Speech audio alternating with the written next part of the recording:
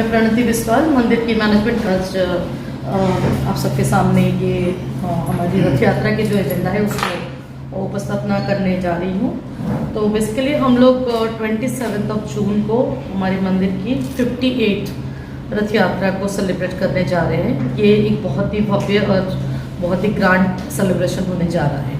तो एक क्वेश्चन थी आने से पहले कि हमारी ये रथ यात्रा क्यों की जाती है।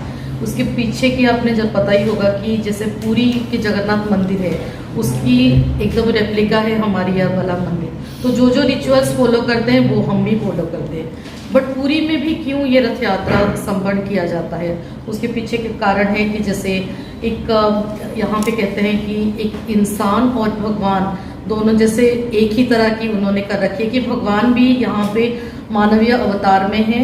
जैसे एक इंसान को जो जो चीज़ें फॉलो करना होता है यहाँ पे जगन्नाथ जी का भी होता है।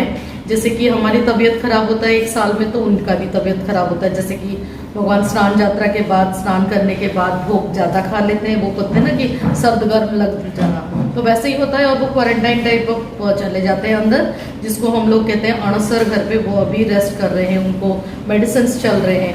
तो ये भगवान जी जब ठीक होंगे, आफ्टर 14 डेज ठीक होते हैं, that day is going to be 26 June, जो दिन आंखें खोलेंगे। उस उत्सव को हम कहते हैं नेत्रोत्सव। तो उस दिन भगवान एकदम नई तरह से श्रृंगार करके आते हैं और सबको, पब्लिक को दर्शन देते हैं। अभी अगर आपने ऊपर दर्शन किया होगा तो आपने देखा होगा कि मंदिर के जो विग्रह है उनको नहीं दिखाई देते हैं, वो अंदर ही रहते हैं। उसके अंदर उनकी सेवा चल रही है। उनकी पटचित्र जो है, ठीक है, अनंत वासुदेव जी, माता पुतनेश्वरी जी और अलारनाथ जी को, तीनों पटचित्र को हम बाहर रखते हैं और उन्हीं के ही पूजा करते हैं, उनके प्रतिरूप के स्वरूप पूजा पाते हैं। लेकिन अंदर जो है वो गुप्त नीति होती है, कांति होती है, उसके ऊपर बहुत ज़्यादा हम डिटेल में नहीं बात कर सकते। उसके साथ साथ क्या होता है कि ये जब 26 दिनों के बाद नेत्र उत्सव होते हैं, नेत्र मतलब होती है आंखें, चक्षुदान देते हैं तो जीवन दान हो गया, तो चक्षुदान और नेत्र दान उसे कहते हैं। तो वो और कहते हैं उसे नव यौवन दर्शन। नव मतलब नया, यौवन मतलब नई तरह से विकसित होकर आने को यौवन कहते हैं। नव यौवन दर्शन भी इसे कहते हैं। वो 26 तारीख को होंगे और उसके बाद हमारे 27 जून को, दैट इज फ्राइडे, शुक्रवार की सुबह हमारी रथ यात्रा की कार्यक्रम शुरू हो जाएगी। तो कार्यक्रम में पहले में क्या होगा कि सुबह की 5:30 बजे उनको उठा के मंगल आरती करते हैं। जैसे होता है ना, छोटे बच्चे को उठाते हैं, ये मंगल आरती का मतलब यही होता है कि बहुत ज़्यादा हो हल्ला करके नहीं उठाते, जैसे आराम से किसी को उठाते हैं। तो मंगल आरती होती है नित्य, और उनको भगवान को उठाया जाता है, उनको नहलाना होता है। तो यहाँ पे जो नहलाना होता है, उनको या स्नान करते हैं, वो दर्पण स्नान जो नित्य होती है वो दर्पण स्नान होगी, मंत्र के और विधि के द्वारा वो किया जाता है। उसके बाद उनकी बाल भोग होती है, होने के बाद उनको सजावट किया जाता है टोटल। और उनको सजावट करने के बाद उस दिन एक जाने से पहले रथ को उनको एक स्पेशल श्रृंगार किया जाता है, उसको हम कहते हैं टाहिया लागी बेसो, टाहिया लागी बेसो। सर अगर मैं कहीं इनकरेक्ट हूँ तो प्लीज़ करेक्ट कर दीजिएगा। Absolutely correct, 100%। Thank you. So टाहिया लागी बेसो जो है उसमें बहुत सारे फूल और तुलसी वगैरह के साथ भगवान की बिल्कुल मस्तक में वो चढ़ती है, और उनको काफ़ी कंफर्टेबल कपड़े पहनाया जाता है। और उसके बाद हमारी जो नीति स्टार्ट होती है उसको कहते हैं पौहंडी नीति। तो पौहंडी नीति में एक लाल कलर की कारपेट टाइप ऑफ हम डालते हैं पुटेल बाहर तक रथ की। तो भगवान बाहर से जाते हैं मंदिर वहाँ तक, रथ तक, और इसको कहते हैं हमारी घाड़ी पौहंडी, इसको पौहंडी कहते हैं, गोटी पौहंडी, पौहंडी यात्रा कहते हैं। और उसको उड़िया में गोटी पौहंडी भी कहते हैं, क्योंकि वन आफ्टर वन जाते हैं, घाड़ी पौहंडी कहते हैं। अच्छा, ये इकट्ठा वो फिर भगवान जी निकलते हैं वन आफ्टर वन। पहले जाते हैं सुदर्शन महाराज जी, जो कि भगवान की शक्ति है। सुदर्शन महाराज जी के जाने के बाद बलराम जी आते हैं, बलभद्र जी जो बड़े भाई हैं वो जाते हैं, और उनके बाद तो माता सुभद्रा जाते हैं, और एकदम एंड में श्री जगन्नाथ जी आते हैं। तो वन आफ्टर वन करके ये जाते हैं और जाके वहाँ पे रहते हैं। जब उनको लिया जाता है तो हमारी वहाँ से व्यवस्था की हम बात करेंगे। पहली चीज़ है कि बहुत गैदरिंग को कंट्रोल करने के लिए हमने यहाँ पे कलर कोडिंग कर रखी है कि माता सुभद्रा जी को जो उनकी जो पौहंडी में जो डिवोटीज रहेंगे तो उनके लिए एक पर्टिकुलर कलर कोडिंग हमने रखी हुई है। सुभद्रा बलराम जी के लिए रखा हुआ है, जगन्नाथ जी के लिए, ऐसे 4 डिफरेंट कलर कोडिंग रखा हुआ है, क्योंकि जो लोग जाएंगे हम कहते हैं कि आप वापस ना आइए क्योंकि गैदरिंग होगा। और इस व्यवस्था के कारण क्या होगा कि हर किसी व्यक्ति को भगवान जी के सानिध्य प्राप्त होगा, हर कोई पार्टिसिपेट कर पाएगा कि एक व्यक्ति 4 भगवान को, क्योंकि उस दिन की जो गैदरिंग हम एक्सपेक्ट कर रहे हैं more than 20,000 plus on end of में, क्योंकि कुछ लोग आते हैं निकल जाते हैं, तो ऑन एंड ऑफ में आप 20,000 प्लस की गैदरिंग के सोच के रखी है। तो इसीलिए हमारी वो क्या होता है कि क्राउड कंट्रोल करने के लिए ये हमने मैनेजमेंट में व्यवस्था की है। और भगवान वहाँ पे ऊपर जाने के बाद उनकी श्रृंगार वगैरह शुरू होती है। श्रृंगार होने के बाद हमारी क्या होती है ना कि जो आते हैं राजा जी जिनको कहते हैं, गजपति जी जिसको कहते हैं, हमारे सो-कॉल्ड राजा होते हैं, वो वहाँ पे कहते हैं कि गोल्डन रूम होते हैं सोने के झाड़ू। तो हम सोने के तो झाड़ू नहीं, उसकी एक रेप्लिका में वो पूरी यहाँ पे झाड़ू लगाते हैं। मैं यहाँ पे एक चीज़ बताऊंगी कि राजा होके वो झाड़ू कैसे लगा सकते हैं। यहाँ पे है कि राजा जो कि एक वैभव और ऐश्वर्य उनके ऊपर होती है, यहाँ पे वो झाड़ू लगा के भगवान की सेवा करके, झाड़ू जैसे काम करके और उनका क्लीनिंग करके, वो कहते हैं ना कि अपने ऐश्वर्य छोड़ के भगवान की आंखों में सब समान है। यहाँ पे राजा और रंग जिसे कहते हैं, सबको एक ही है जगन्नाथ जी के नज़रों में। और जगन्नाथ जी जो जगत के नाथ भी हम कहते हैं या जगत के प्रभु जी जिनको कहते हैं, उनके आगे सब कुछ बराबर होते हैं। सिर्फ एक ही चीज़ मायने रखता है यहाँ पे, भक्ति। तो राजा जो है वो पहले भक्ति करते हैं, पहले भक्त होते हैं राजा, और यहाँ पे जगन्नाथ जी के कल्चर पे तो वो झाड़ू लगाते हैं। उसके बाद जो नेक्स्ट होती है हमारे जो डिग्नेटरीज है और VIPs है, वो एक बार एक जाते हैं वहाँ पे भगवान जी के चरणों में तुलसी अर्पण करते हैं और वहाँ पे प्रोग्राम होती है। तो अभी अगर हम कहेंगे तो हमारी जो चीफ मिनिस्टर जी जिन्होंने हमें अभी कंसेंट दिया हुआ है उस दिन अपनी प्रेजेंस की, वो है डिफेंस मिनिस्टर जी श्री राजनाथ सिंह जी।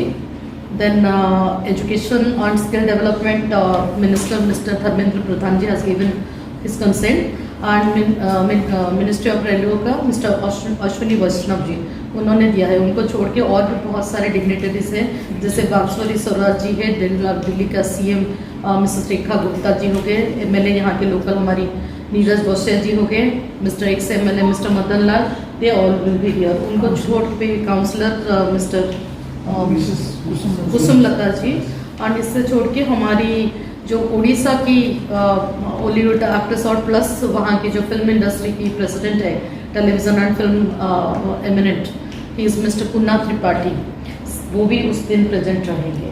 तो इन सब ने अपना कंसेंट दिया है, तो उनकी एक बाई एक वहाँ पे ऊपर पूजा करेंगे। उसके दौरान अंतर्गत हमने हमारी पहली चीज़ है कि हमारी मंदिर की तारिणी माँ के मंदिर जहाँ से वहाँ से एक सीधी रोड है गेट नंबर 2 पे, तो गेट नंबर 2 के आगे मेन रोड पे ही रथ रहेगी। तो गेट नंबर 1 के पास, 1 के पास, अच्छा गेट नंबर 1 के पास रथ रहेगी। तो हमारी यहाँ से मंदिर से वहाँ तक की वो जो प्रोसेसन होगा, तो कवरेज के लिए आपको सफिशिएंट फुटेज और इमेज मिल सकता है जब हम भगवान जी को कीर्तन संकीर्तन के साथ पूरी हरिबोल नाद के साथ भगवान जी को लेके जाएंगे, ये होगा आपको वहाँ पे मिलेंगे। उसके बाद क्या होगी कि वहाँ से हमारे रथ खींचने को होगा, तो अभी रथ की जो रूट है हमारी यहाँ से निकल के INA मार्केट होते हुए राज्यसभा, यहाँ से स्ट्रेट जगन्नाथ मार्ग, वहाँ से विकास राइट हो जाएगा INA Arvind market service road में जो है, सर्विस रोड से हम लेके जाएंगे रथ को, क्योंकि हम उस रोड को टच नहीं करेंगे जहाँ कल की क्राउड ज़्यादा हो जाएगा तो पब्लिक को परेशान ना हो, कल को कोई इमरजेंसी केस हो जाए एम्बुलेंस ना जा पाए, तो इस वजह से हमने सर्विस रोड पर टच करके हम सर्विस रोड में ले जाएंगे। फिर देन वाल्मीकि मंदिर से लेफ्ट, वाल्मीकि मार्ग, वहाँ से लेफ्ट आके सीधा आएगा वाल्मीकि मंदिर, वाल्मीकि मंदिर से फिर लेफ्ट आ जाएगा गुजर चौक से लेफ्ट आएगा सीधा जगन्नाथ।